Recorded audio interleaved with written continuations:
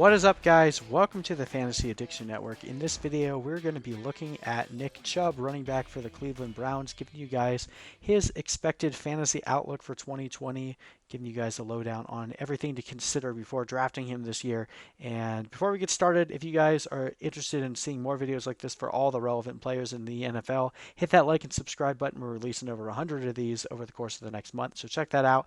And also check out our website, fantasyaddictionnetwork.com. We have a list of all of our rankings with various scoring settings on there, so check it out. You can access that for free. These are the same rankings that I use for my leagues, and I've been dominating for well over a decade now, so keep that in mind for your fantasy offseason as you get prepared for your drafts at the end of summer. But without further ado, let's take a look at Nick Chubb.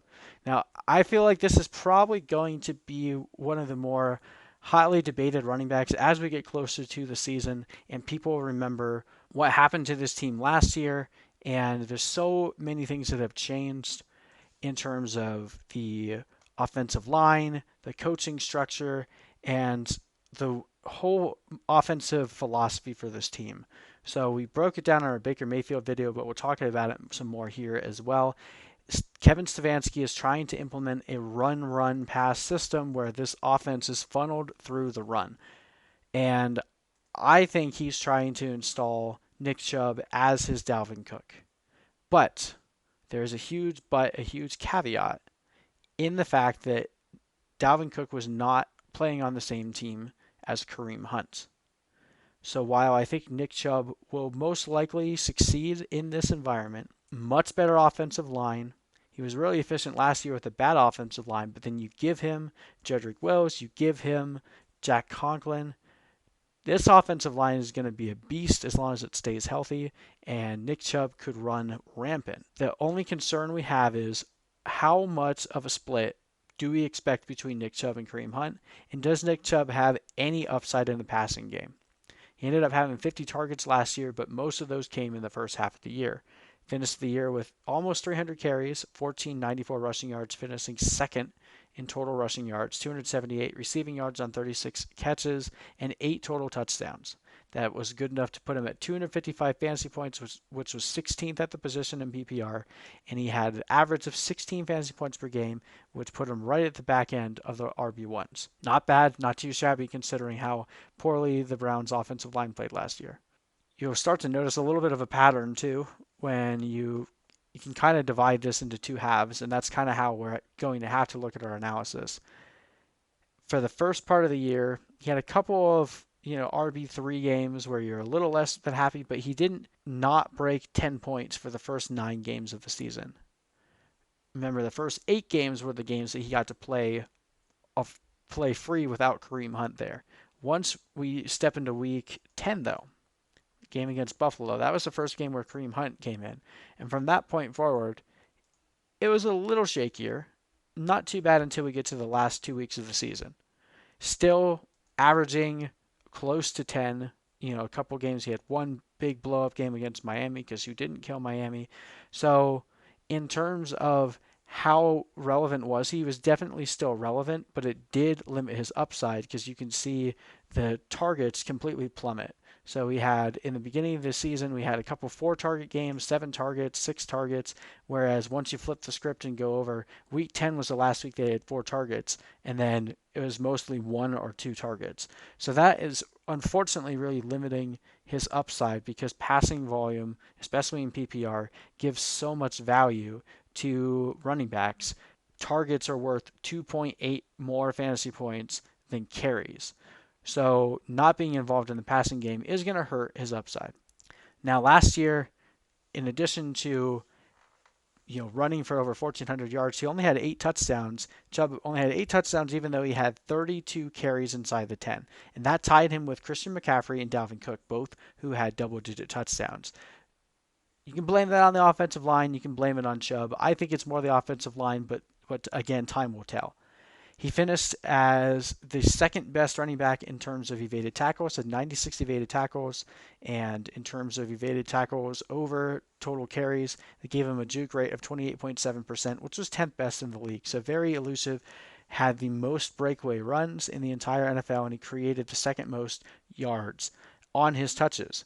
So again, going back to the narrative of breaking this into two halves of the season from weeks 1 through 9, basically before Kareem Hunt, he had 151.4 fantasy points, and that put him at number 6. He was averaging 18.9 fantasy points, that put him at 5th. Fantasy points from week 10 to 17 was 103.8. So it drops down to 15th best, and we see a stark 6 point per game drop, bringing him down to running back 24. That is the unfortunate reality when you take away the upside that is provided by receptions. Now, I would be misleading you guys if I didn't say, well, a lot of that also had to do with the fact that he had 2 poor games to end the season. That really brought his average down. But again, when you consider that he is receiving basically half the targets that he was in the beginning part of the year, that allows for those kinds of games. If he was still receiving 4, 5, 6 targets, even if he has a bad game on the ground where he's averaging like 3 yards per carry, you can look at the game against New York where he had 3.4 yards per carry and only 62 rushing yards, but he still had 4 receptions for 36 yards, whereas the game against Baltimore, he had no catches, and the game against Cincinnati only had 1. So that right there takes about 4 to 10 points off of your floor. And that's what really hurt him towards the end of the year. Now, again, new offensive system, better offensive line. He should be able to run all over the place this year, and he could be very similar to Derrick Henry, so he's still going to be really valuable. Even if Kareem Hunt is heavily involved and Nick Chubb does not have the passing volume that you would hope that he would have, even though he's really good when they throw him the ball, I still think he's going to be really effective.